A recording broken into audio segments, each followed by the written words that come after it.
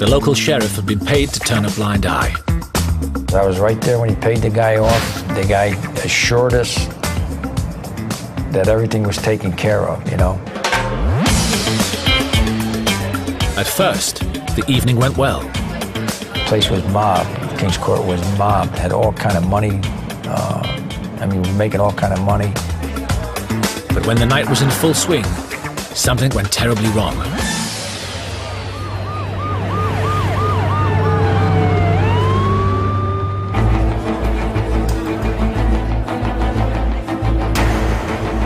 The club was raided by the local police.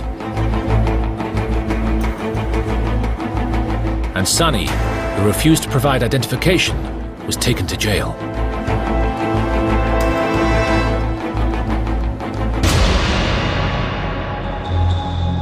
He was bailed the following day, but was furious. Sonny spent that night in a can.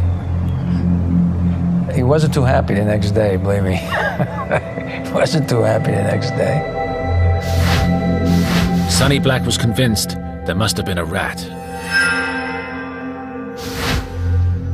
Pistone had to be concerned that suspicion might fall on him.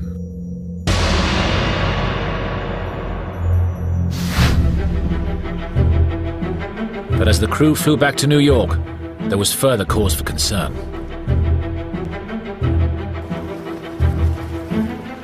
Months earlier, in a move to impress his mob connections in Florida, Pistone had borrowed a luxury boat from the FBI for a fishing trip with Lefty. But now, Lefty spotted an article in a magazine detailing an FBI sting operation in which agents had posed as Arab sheikhs to entrap corrupt congressmen. The article included a picture of a boat used in the operation. It was the same boat that Pistone had used to impress Lefty Ruggiero. The boat that we used was on the front page of Newsweek. There's another major undercover operation going called Abscam. It wasn't supposed to get surface for a long time. But what happened was it got exposed. Lefty demanded to know how Donnie had got hold of an FBI boat. I told Lefty, remember this girl we met out in San Diego? And, you know, do you remember she said her brother had a boat in Miami and that we can use it any time? So I said, look, Left, I said, you were there, you know.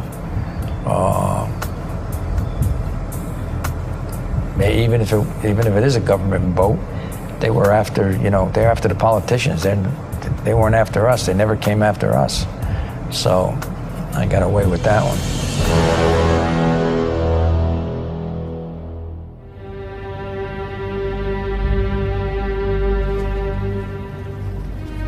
Lefty seemed to buy his story, but Pistone could not be sure he was still completely trusted by either Lefty or Sonny.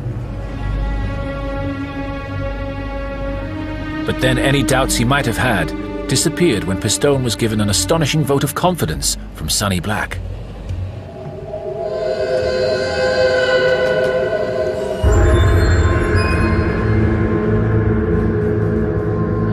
Sonny Black proposed Pistone for full membership of the Mafia.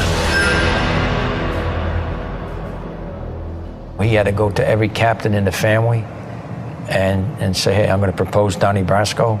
You guys have anything against Donnie? And if one captain says a negative thing, they can't propose you. And all the other captains okayed it.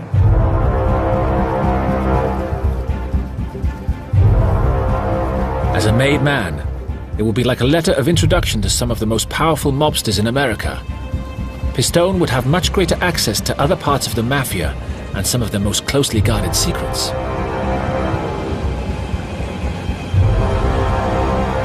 But at FBI headquarters, there was real concern. It was all very well having an agent inside the Mafia, but having an agent inducted to a senior level could compromise the entire operation. Theoretically, to become a member, you would have had to kill somebody. And their position was that even though he had not had to kill somebody, that would destroy his credibility before the courts.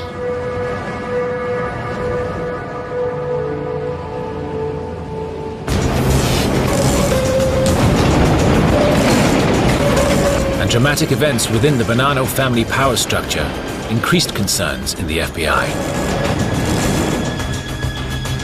The Bonanno family was in the midst of a civil war.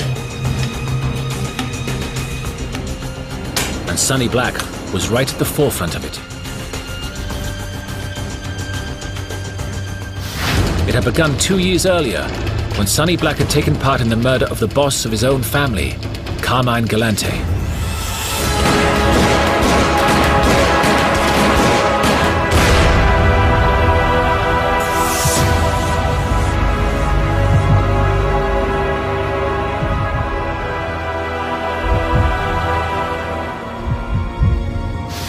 And now, Sonny was ordered to take out 3 rival capos.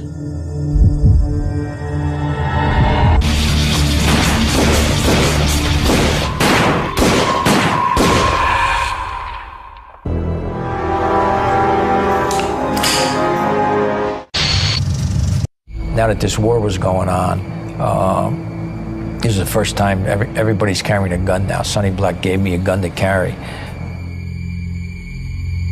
because guys that were with the other 3 captains were looking to kill us. He was involved in some of the most vicious territorial wars that were going on in organized crime, so he was right there at the focus point.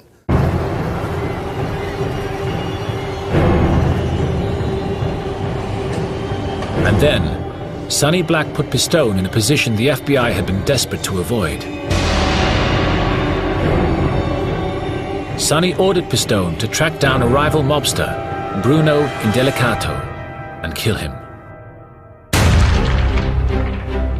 So Sonny sends me to Florida because that's where they thought Bruno was. And the plan was, if I found him, I'd call the FBI, they'd snatch him, we'd make it look like a hit, and then I can go back and say, you know, I took care of him.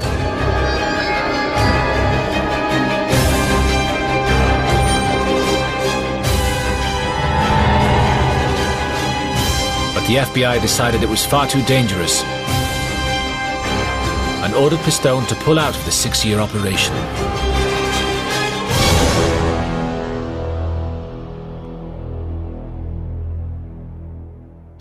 When we ended the operation, he was very upset, because I'm sure he felt that if he could have been made, his credibility would have been enhanced. Can you imagine the kick in the ass when it comes out, you know, Bonanno Mafia family makes FBI, undercover FBI agent? But I couldn't convince him, so we had to surface.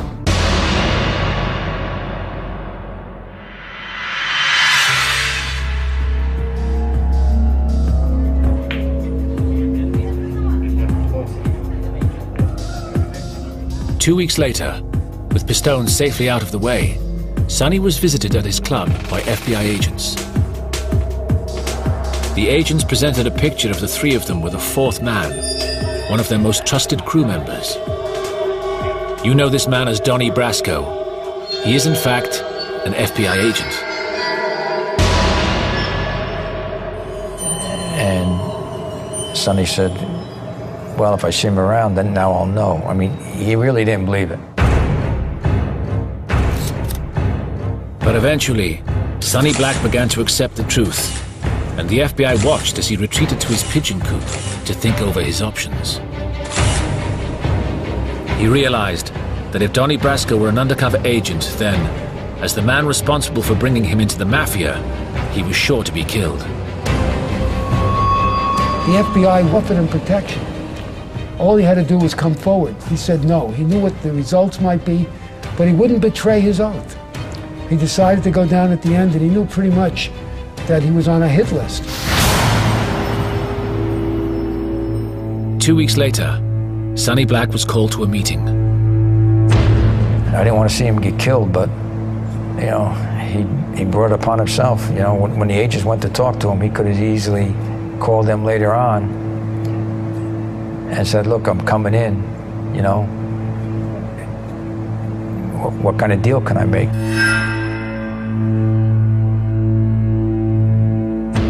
But he didn't.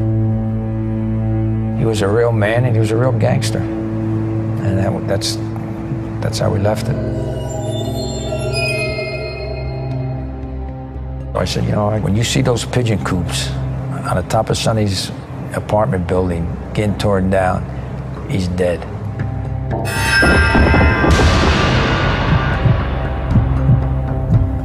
"17 days later, they start taking the pigeon coops down.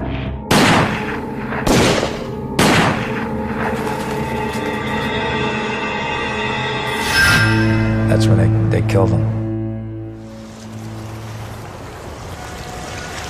Sonny's body was found dumped in a New York river. Symbolically, his hands, which had welcomed an FBI agent into the mafia, had been cut off.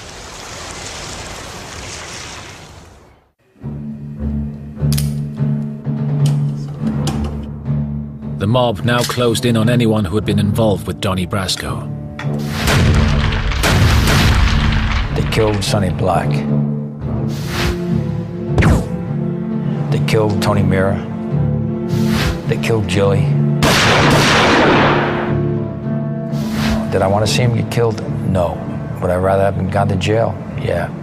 The FBI learned that Lefty Ruggiero had been summoned to a meeting where he would be murdered. They intercepted him and arrested him. He thought it was a hit team, you know, because the agents were in surveillance clothes, just in, you know, nondescript cars. And he thought he was going to get clipped.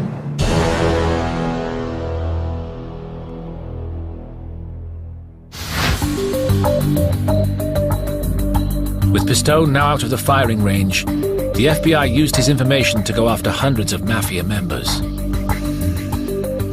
4 years ago, a petty jewel thief known as Donnie Brasco began working his way up inside the mob. Last year, in a New York trial, Brasco unmasked himself. His real name? Joseph Pistone, undercover agent in the FBI. I think I testified in about 17 different trials. We had 235 convictions. In New York, you know, we knocked out the Bonanno family to a great extent. Bonanno family, as I know of it, I think they are nothing but a street gang at this point in time. In Milwaukee, we took down the whole family. You know, the boss, the underboss, a couple of his captains. The same thing in Florida, you know. A federal grand jury in Tampa today indicted Santo Trafficante and 11 others on racketeering charges that include gambling, extortion, bribery, and narcotics. In 1985, Pistone testified in the trial of the Sicilian heroin traffickers. Known as the Pizza Connection, it was one of the longest trials in American history. All the principal defendants in this case were convicted. 18 of 19 defendants overall were convicted. It's an outstanding result. We couldn't have hoped for anything better. And it is a tremendous victory for the effort against the mafia. And in what became known as the Commission Trial, Pistone identified the heads of the New York families. They're calling it the biggest sweep of underworld leadership in nearly 30 years. 5 reputed godfathers arrested and indicted in New York. His evidence and testimony was central in securing convictions on 151 counts. Pistone's operation spelled the beginning of the end for the mob, as gangsters at all levels of the mafia were sent to jail. Amongst them was Lefty Ruggiero, imprisoned for conspiring to murder the 3 capos, distributing drugs, extortion, bank robbery, and illegal gambling in Florida. So he spent like 15 years in jail. I hate to be the guy that was his cellmate or guard, because he had to be the biggest pain in the arse there ever was. The mafia responded by placing a $500,000 bounty on Pistone's head. To this day, Agent Joseph Pistone